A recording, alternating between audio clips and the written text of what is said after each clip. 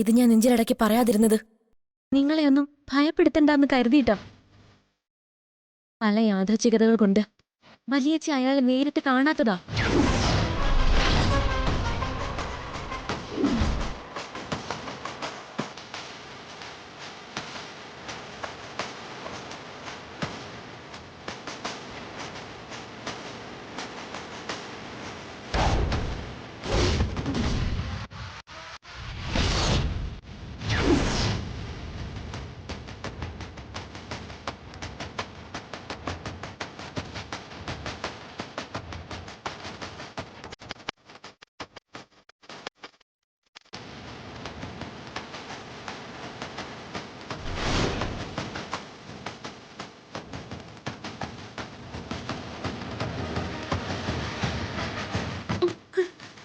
പ്രസാദേട്ടാ, ഒന്ന് വരുമോ?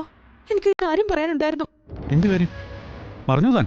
അത് നാഥൻ സാറല്ലേ? അയാൾ വാസ്തവത്തില്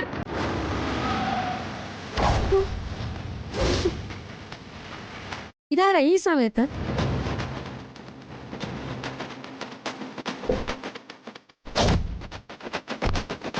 അയ്യോ, പോലീസ്? പോലീസോ?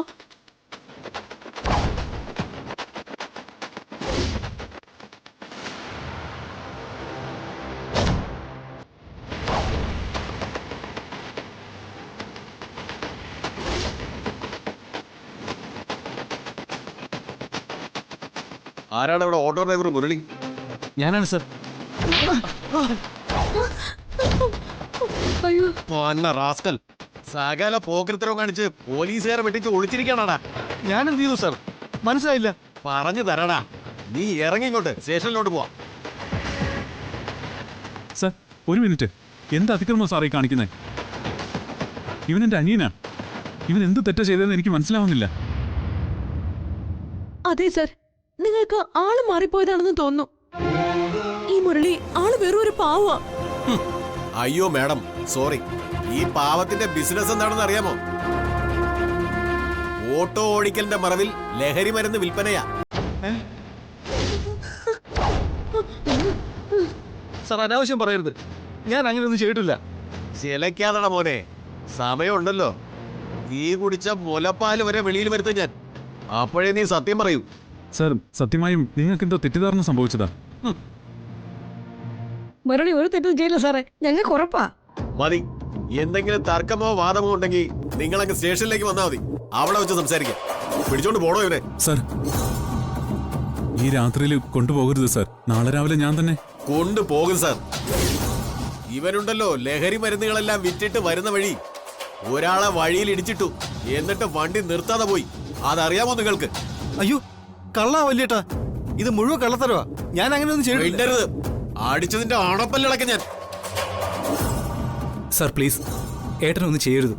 പറഞ്ഞല്ലോ, പരാതിയൊക്കെ സ്റ്റേഷനിൽ വന്ന് പറഞ്ഞാൽ മതി. കൊണ്ടുപോയവനെ. വല്യേട്ടാ, കൊച്ചേട്ടാ, വല്യേട്ടാ. സാർ, അയ്യോ, വല്യേട്ടാ, വിട്. സർ, പിടിച്ച് കേട്ടവനെ. ഞാനൊന്നും ചെയ്തിട്ടില്ല. വല്യേട്ടാ, വല്യേട്ടാ.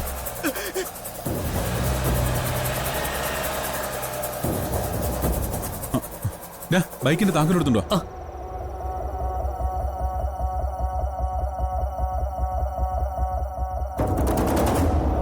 ഞങ്ങൾ പോയിട്ട് വരാം. സൂക്ഷിച്ചു പോണേ.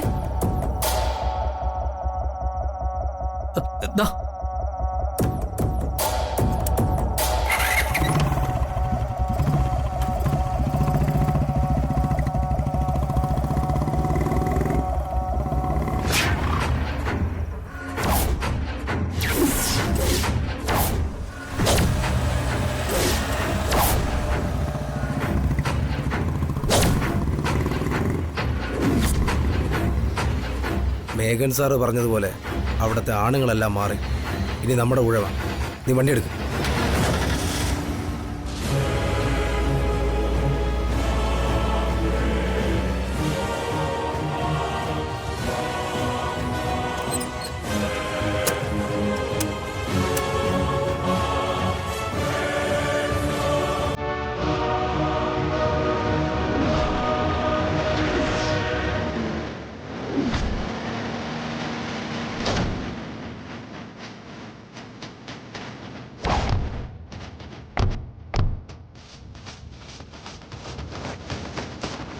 അതെന്താ ഒരു വണ്ടി വന്ന ശബ്ദം?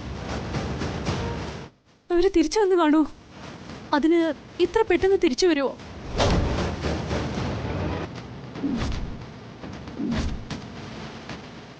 നമുക്ക് നോക്കാം.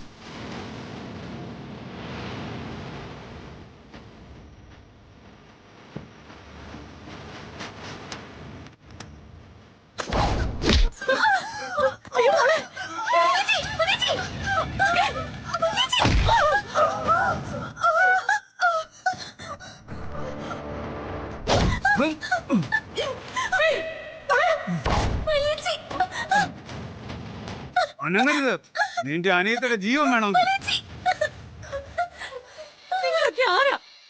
എന്തിനാ ഇവിടെ കയറി വന്നത്? വന്നത് നിന്നെ കൊണ്ടുപോവാൻ. മേഘൻ സാറിന്റെ ആളുകളാ ഞങ്ങള്.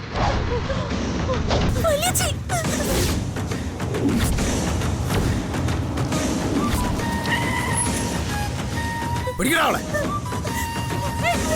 ഓടി ഇങ്ങോട്ട്. ഓടി ഇവിടെ.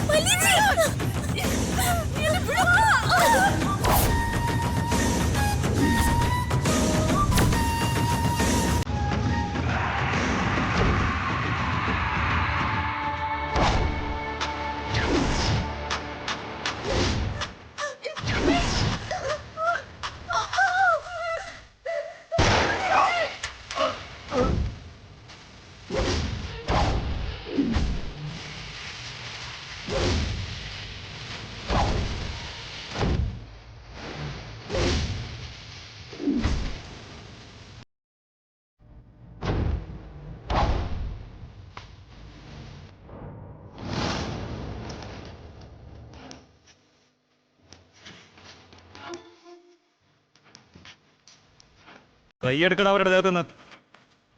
ഇനി ഒരിക്കൽ കൂടി പറയില്ല. നിന്റെയൊക്കെ നെഞ്ചത്ത് ദ്വാരം വീഴുമ്പോഴേ കാര്യം മനസ്സിലാവും.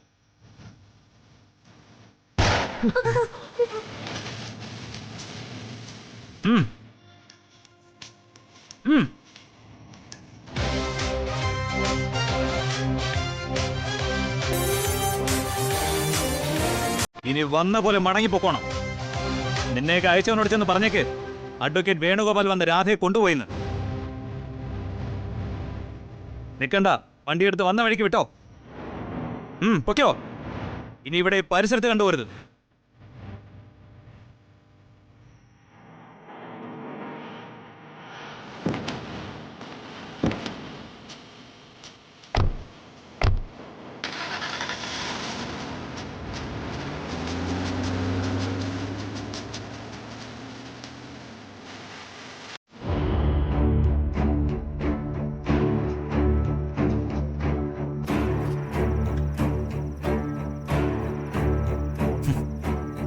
നിങ്ങൾ പേടിക്കണ്ട, ഇത് ലൈസൻസ് ഉള്ളതാ.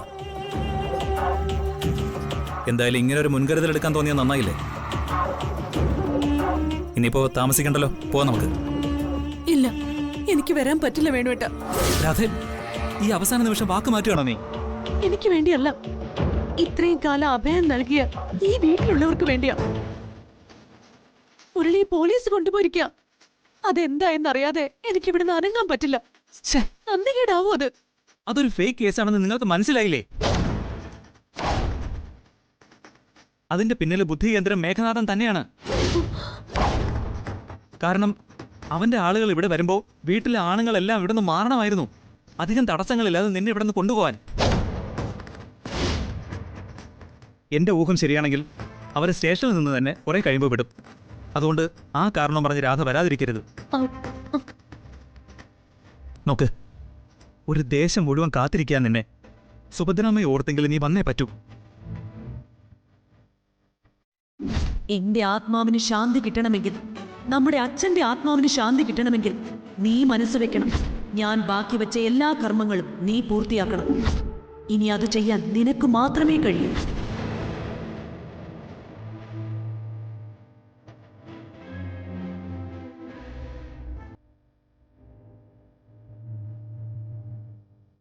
പൊയ്ക്കോട്ടെ ഞാൻ.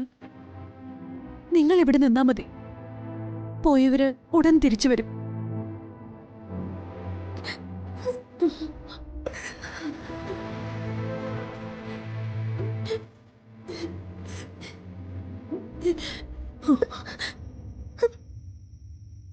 നിങ്ങളുടെ കണ്ണീര് എന്റെ ധൈര്യം കെടുത്തുകയുള്ളൂ.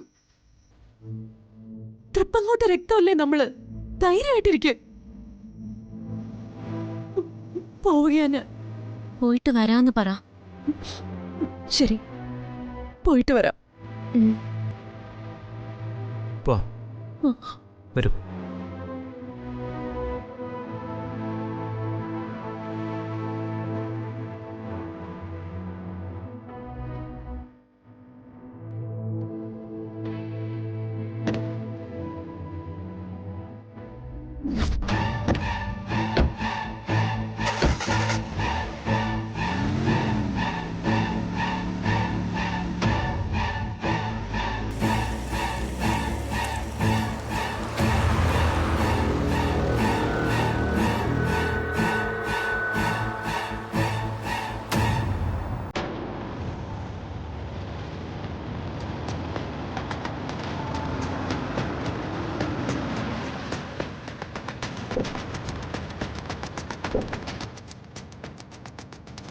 അവനെ ഇറങ്ങിക്കൊണ്ട് വാടോ. ഇറങ്ങി വാടാ ഇങ്ങോട്ട്. അവനെന്താ വലിയ മടിയാണോ? കഴുത്തിന് പിടിച്ച് ഇറങ്ങിക്കൊണ്ട് വാടോ. ഇങ്ങോട്ട് ഇറങ്ങി വാടാ. ഇറങ്ങി വാടാ.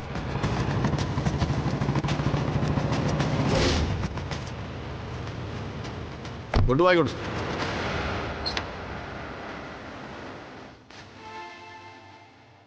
സാറേ ഒരു മിനിറ്റ്. സാറേ ഇതെന്താ ഇവിടെ പോലീസ് ക്ലബില്? പോലീസ് സ്റ്റേഷനിലേക്കല്ലേ കൊണ്ടുപോകേണ്ടത്? അത് നീ തീരുമാനിക്കണ്ട. പ്രതിയെ എവിടെ എന്തിനു കൊണ്ടുപോകണമെന്ന് ഞങ്ങൾക്കറിയാം. എന്താണോ ഇവിടെ പ്രശ്നം?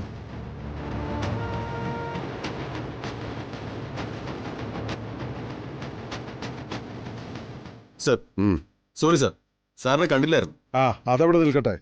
താ കാര്യം പറ. എന്തായിരുന്നു ഇവിടെ ഒരു തർക്കം? സർ, നമുക്ക് കിട്ടിയ ചില രഹസ്യ വിവരങ്ങൾ വെച്ച് ഒരു പ്രതിയെ അറസ്റ്റ് ചെയ്ത് കൊണ്ടുവന്നിരിക്കുകയാണ്.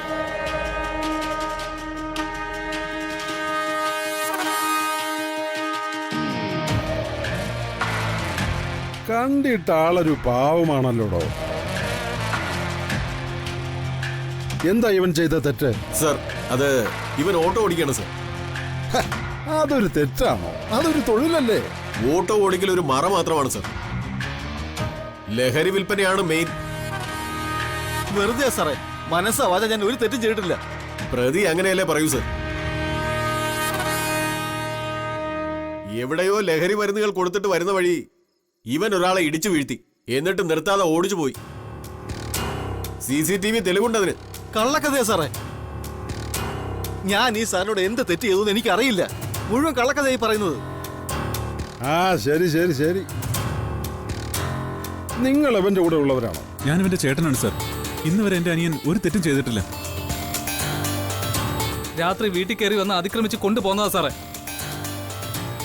നാട്ടിലെ നീതി നിയമം നടത്താനല്ലേ സാറേ പോലീസ്? പാവങ്ങൾക്ക് നീതി നിഷേധിക്കാനല്ലല്ലോ. അല്ലെങ്കിൽ തന്നെ ശരിക്കുള്ള കേസാണെങ്കിൽ പോലീസ് സ്റ്റേഷനിലേക്കല്ലേ കൊണ്ടുപോകേണ്ടത്? ഇങ്ങോട്ട് എന്തിനാ കൊണ്ടുവന്നതെന്ന് മനസ്സിലാവുന്നില്ല.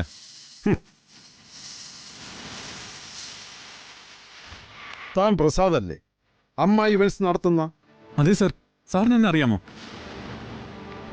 അറിയാതെ പിന്നെ. നമ്മുടെ എക്സ് മേയറും പിന്നെ ആ നാഥൻ സാറും തന്നെ കുറിച്ച് ഒരുപാട് പറഞ്ഞിട്ടുള്ളതാ.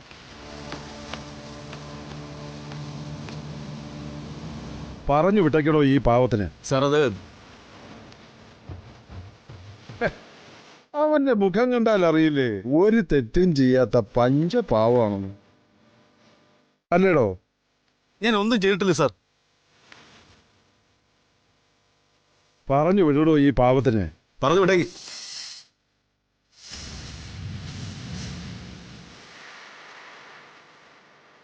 വലിയ ഉപകാരം സാർ. സാറിന് കോടി കോടി പുണ്യം കിട്ടും. പുണ്യവും പാവവും ഒന്നും എനിക്ക് വേണ്ട. അത് നിങ്ങൾ എല്ലാവരും കൂടെ അങ്ങ് വീതിച്ചെടുത്താൽ മതി. ആ, താനിങ്ങ് വന്നേ, ഒരു കാര്യം ചോദിക്കട്ടെ. എന്നെയാണോ സാർ? ആ, തന്നെയാ. വാ പറയട്ടെ.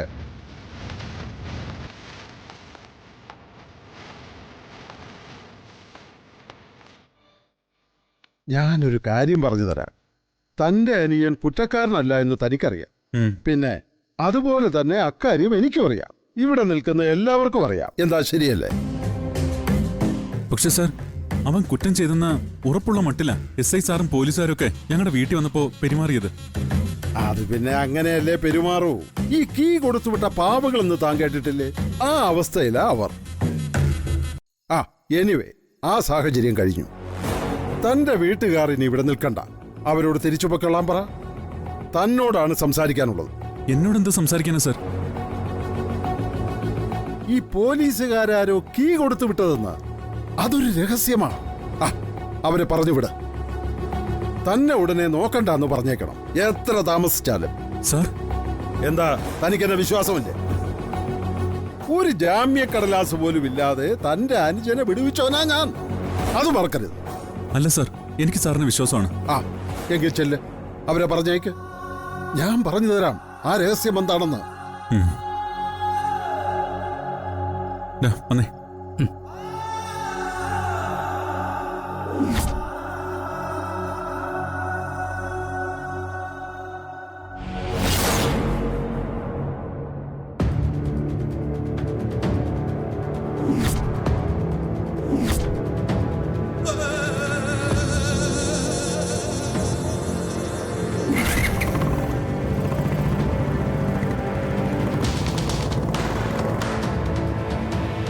അവര് പോയി. എന്താ സാറിന് പറയാനുള്ളത്? വാ, അകത്തേക്ക് വാ. രഹസ്യങ്ങൾ പൊട്ടിക്കേണ്ടത് രഹസ്യമായിട്ടാ, പബ്ലിക്കായിട്ടല്ല. എന്നാ നിങ്ങൾ ചെല്ല്. Sir, come out.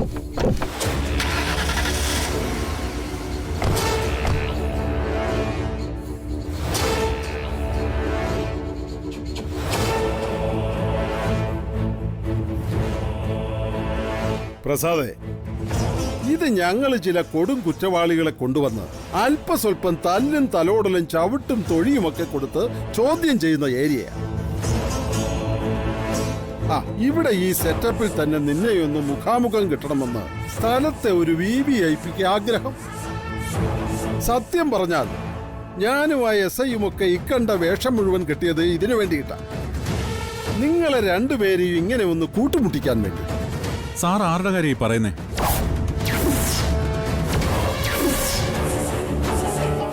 എന്റെ കാര്യം തന്നെ.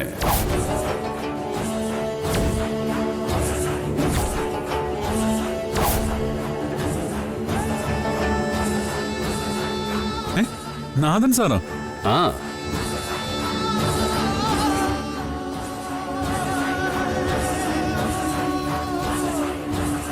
അതെ, one of your dear and near friend Nathan തന്നെ.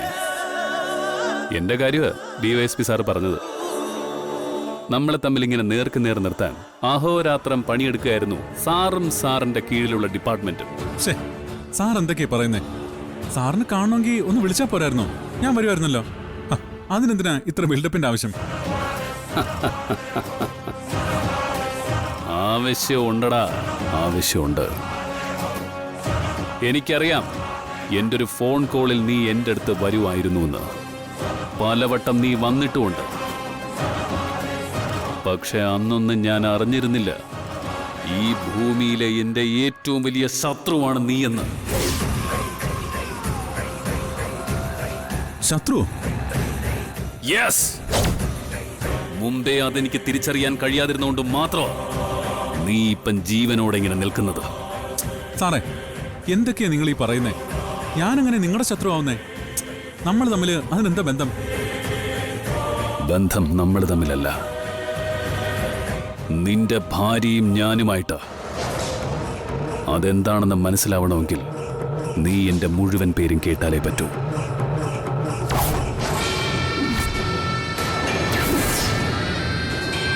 വെറും നാഥനല്ല ഞാൻ, മേഘനാഥൻ. തൃപ്പങ്ങോട്ട് സുഭദ്രയുടെ ഭർത്താവ് കോട്ടയ്ക്കൽ മേഘനാഥൻ.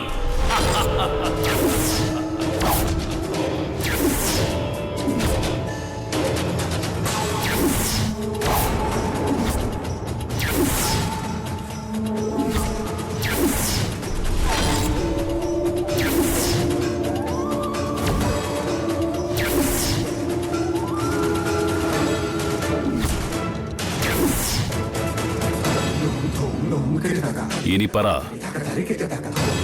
നീ കേട്ടിട്ടില്ലേ ഞാൻ ആരാണെന്ന്? കേട്ടിട്ടുണ്ട്, പക്ഷെ നേരിട്ട് കണ്ടിട്ടില്ല.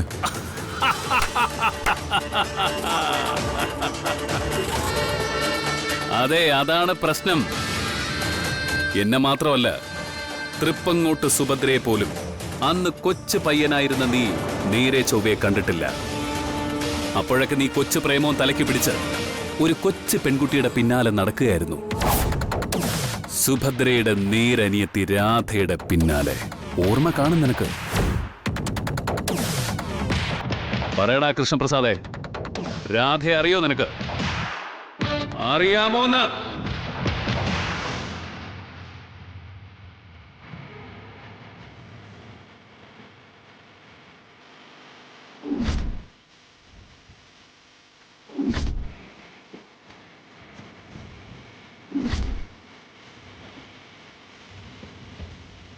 മറുപടി പറഞ്ഞില്ല. രാധയെ ചെറുപ്പത്തിലേ കണ്ടിട്ടേ ഉള്ളൂ ഞാൻ. സുഭദ്രാമ്മ മരിച്ച് ആ കുട്ടികൾ ദേശം വിട്ടു പോയതിനു ശേഷം രാധയെ പിന്നീട് ഞാൻ കണ്ടിട്ടില്ല. വാട്ട്? കള്ളം പറയരുത്. നിനക്കറിയാം രാധ എവിടെയാണെന്ന്. ഈ മേഘനാഥന്റെ കണ്ണിൽപ്പെടാതെ നീയാണ് അവളെ ഒളിവിൽ താമസിപ്പിച്ചിരിക്കുന്നത്. ഞാനോ? ആരോ നാഥൻ സാറിനെ തെറ്റിദ്ധരിപ്പിച്ചിരിക്കുക. രാധയെ കാണണമെന്ന് ഇപ്പോഴും ഒരുപാട് ആഗ്രഹിക്കുന്ന ആളാ ഞാൻ. പക്ഷേ വർഷങ്ങൾ ഇത്രയും കഴിഞ്ഞു പോയെങ്കിലും എനിക്കിതുവരെ കാണാൻ പറ്റിയിട്ടില്ല ആ കുട്ടിയെ. ഓഹോ, അപ്പൊ ആരാ ഈ അഞ്ജലി? എന്താ അവളുടെ ബാക്ക്ഗ്രൗണ്ട്? അഞ്ജലി എന്റെ ഭാര്യയാണ് സാർ. അവളുടെ ചരിത്രം എനിക്കറിയില്ല. ഇവിടെ വെച്ച് യാദൃശ്ചികമായി പരിചയപ്പെട്ടതാ. എന്നാൽ അവൾക്കൊരു ബാക്ക്ഗ്രൗണ്ട് ഉണ്ട്. ഒരു തറവാടിന്റെ ചരിത്രം. തൃപ്പങ്ങോട്ടെ വാസുദേവന്റെ രണ്ടാമത്തെ മകൾ, എന്റെ ഭാര്യയുടെ നേരനിയത്തി രാധയാണ് ഈ അഞ്ജലി. അതായത് നിന്റെ ഭാര്യ.